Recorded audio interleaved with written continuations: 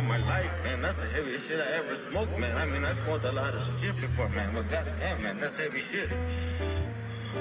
Okay? What's up, ladies and gentlemen? Welcome to WN420. If this is your first time here, don't forget to hit the subscribe button, and the notification bell will let you know whenever we drop cool new videos. I'm sure you have all seen the headlines talking about the first marijuana overdose/death. Rather it be on Facebook, Instagram, Twitter, it's all over the place. These headlines that I'm flashing in front of you as I'm talking are also indications that it is just flat out everywhere. Before we go on any further, I wanted to send my condolences to the family of the lost child. Well, now, the same doctors who previously wrote the study are saying that the death is not related to marijuana. In this article, which I'll leave the links to in the description down below, they go on to say, "We are absolutely not saying that marijuana killed that child," Dr. Thomas Nepal told Washington Post on Tuesday. A little further down the article, they go on to say a possible relationship exists between cannabis exposure in this child and myocarditis, leading to death. At the end of the article, the Washington Post was told that associated doesn't necessarily indicate that there was a cause and effect. So let's step over and see what he has to say in his interview with the news.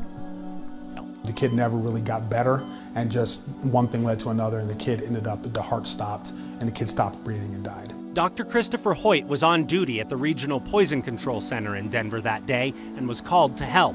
He and another doctor at the center set out to explain why this baby died after they saw the boy's blood and urine tested positive for marijuana. And we just wanted to make sure that we're not going to call this a marijuana-related, fatality if there was something else, that we could point at. And we looked and looked and couldn't find it. Which led the doctors to make what in scientific speak amounts to a very bold claim.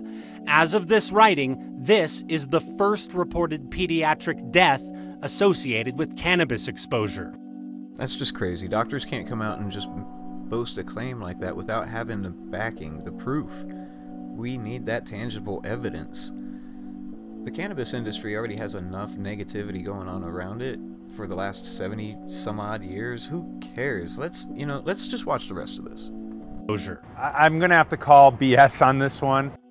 I'm with you, dude, and it's my channel. I can say it. That's bullshit. Dr. Noah Kaufman is an ER specialist who reviewed the report published in a medical journal earlier this year to give us a second opinion. That statement is too much. That is too much as far as I'm concerned, because that is saying confidently that this is the first case, we've got one. And I still disagree with that. I'm not a medical professional, but I disagree with that too, and I applaud you for standing up for it.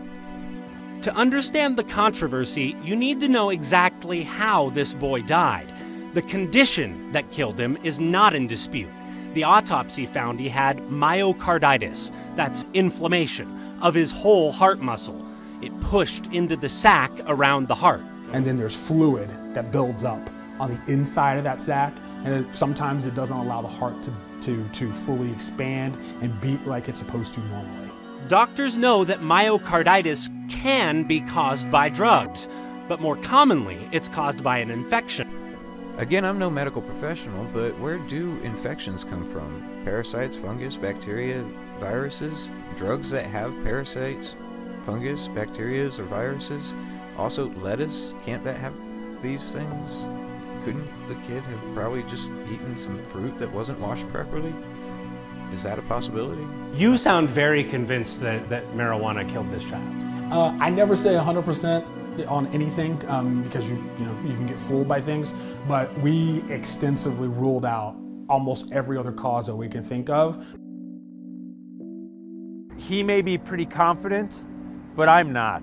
I think that it's more likely that there's not a relationship. We thought it was more likely that it was something else, but we tested a lot of things, even things that are very rare to find in kids, and we found none of those things on this kid. And the only thing that we found was a high concentration of THC in this kid's urine, and ended up in this kid's blood also.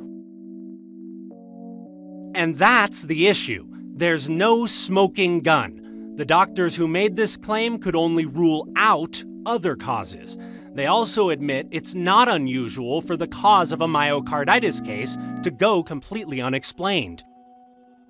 They also admit it's not unusual for the cause of a myocarditis case to go completely unexplained. And most kids who accidentally eat marijuana don't end up with serious medical problems like this.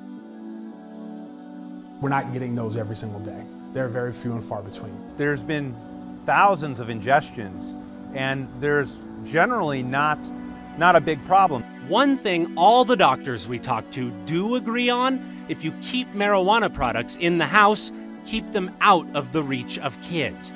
So I guess the undertones to this video is always do research and make sure you put your weed away. Treat it like medicine. That's a good way to think about it.